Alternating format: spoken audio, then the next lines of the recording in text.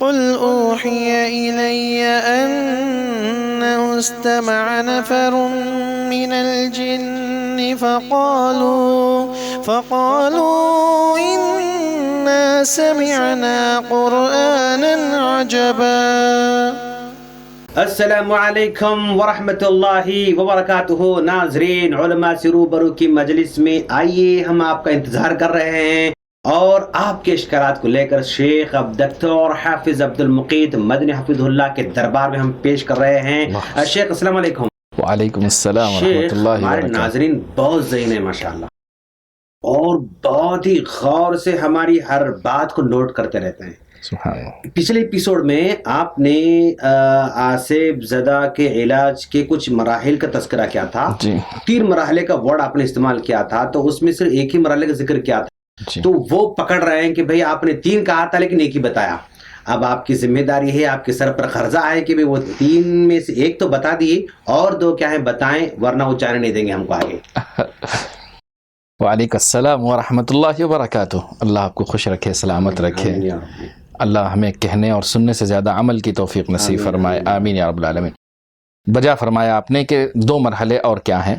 دوسرا مرحلہ یہ ہے کہ علاج کا مرحلہ ہے، جب معالج وضو کر لے اور باوضو ہو، پاک صاف حالت میں ہو اور اللہ سے ڈر رہا ہو، متقی ہو، اور علاج شروع کرے، تو علاج کیسے شروع کرے؟ تو علاج کا مرحلہ ایسے شروع ہوتا ہے کہ علاج کرتے وقت مریض کے سر پر دایاں ہاتھ رکھے، دایاں بولے تو سیدھا ہاتھ، رائٹ ہینڈ، سیدھا ہاتھ اپنا مریض کے سر پر رکھے۔ یہاں بات ذہن نشین کرنی چاہیے کہ مریض اگر مرد ہو تو، اگر مریض عورت ہو اور خاص کر غیر محرم ہو، اللہ کی قسم ہاتھ نہیں لگانا چاہیے۔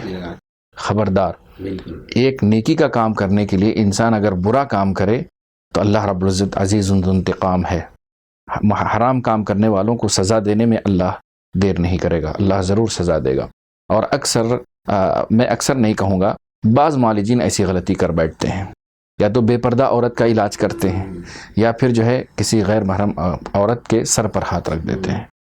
بس وقت ہم نے دیکھا لکڑی لے کے لکڑی کو سر پر رکھتے ہیں، کیا صحیح ہے؟ ٹھیک ہے وہ بہرحال ایک کسی وسیلے کا اختیار کرنا، خاص کر پھونکنے کے لیے بھی اگر محرم اس کا موجود ہو اور عورت پوری پردے کے ساتھ ہو، اس میں اگر لکڑی کا استعمال کرے، یا پھر بہتر ہے کہ پھونکنے کے لیے پھونکنے بھی پائپ بھی استعمال جی ہاں پائپ کا استعمال کرنا چاہیے، کیونکہ عورت کے قریب نہیں جانا چاہیے۔ تو اس طرح کی چیزیں استعمال کرتے ہیں، وسائل کا استعمال درست ہے، خاص کر اگر محرم ہو، محرم کا ہاتھ رکھیں اس پر، محرم کا ہاتھ اس پر رکھیں، آپ اس کے ہاتھ پر ہاتھ رکھ کر رقیہ کریں۔ اس سے بہتر ہے یہی ہے کہ آپ دور سے رقیہ کریں، لیکن ہاتھ نہ لگائیں عورت۔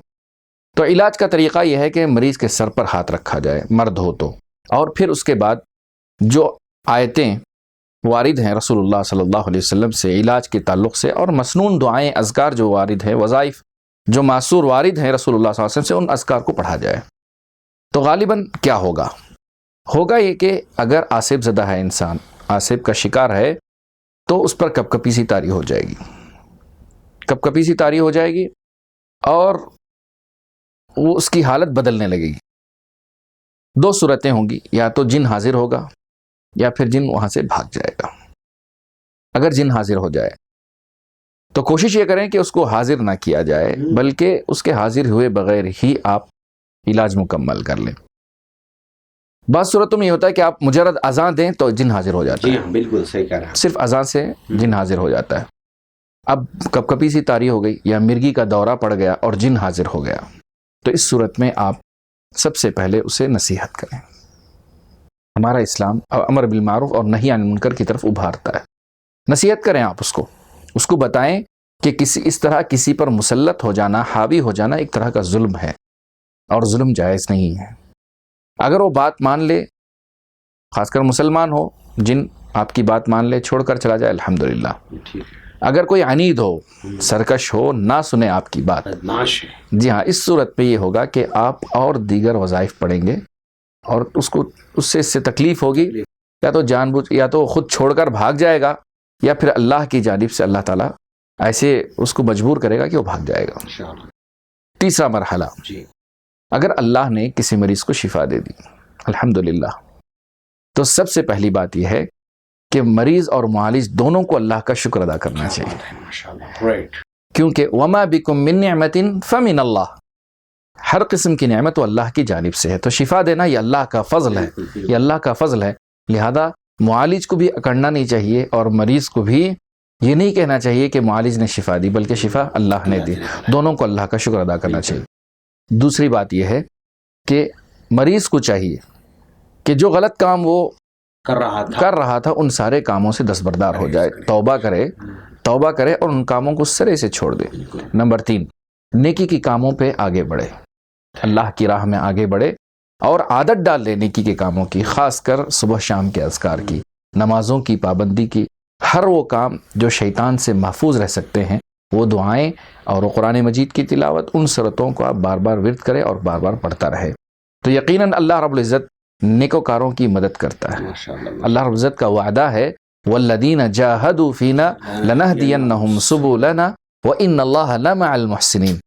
جو ہماری راہ میں کوشش کریں ہم ان کے لیے راہ ہموار کرتے ہیں. لیکن اللہ کی حقیقی مدد، اللہ کی مدد اگر آپ کو چاہیے، کسی بھی انسان کو چاہیے، تو اس کو پرفیکٹ کام کرنا پڑے گا. احسان اتقان کو کہتے ہیں، بہتر سے بہتر کام کرنے والا. جی ہاں، عائشہ رضی اللہ تعالیٰ عنہا فرماتی ہیں سنن ابی داؤد کی روایت میں کہ رسول صلی اللہ علیہ وسلم جب بھی کوئی کام کرتے تو احسن، یعنی پرفیکٹ کرتے تھے. تو لہذا جب شفا مل جائے تو چاہیے کہ اس کے بعد وہ نیکی کے کام پر لگ جائے اور سچا پکا مسلمان ہو جائے، اللہ کا مخلص بندہ ہو جائے. بارک اللہ فیکم. شیخ ناظرین، دیکھا آپ نے کہ 2 مراحل آپ کھٹکھٹا رہے تھے، شیخ نے واضح کر دیا. ہم دعا کرتے شیخ کے حق میں اور تمام کے حق میں کہ اللہ تعالی ہم سب کو محفوظ رکھے ان بلاؤں سے، دنیا میں بھی اور آخرت میں بھی. اور تب تک اللہ تعالیٰ آپ کو سلامتی کے ساتھ رکھے. ملاقات کریں گے انشاءاللہ آئندہ ایپیسوڈ میں ایک نئے سوال کے ساتھ. تب تک اللہ آپ تمام کو محفوظ رکھے. آمین. السلام علیکم ورحمۃ اللہ وبرکاتہ.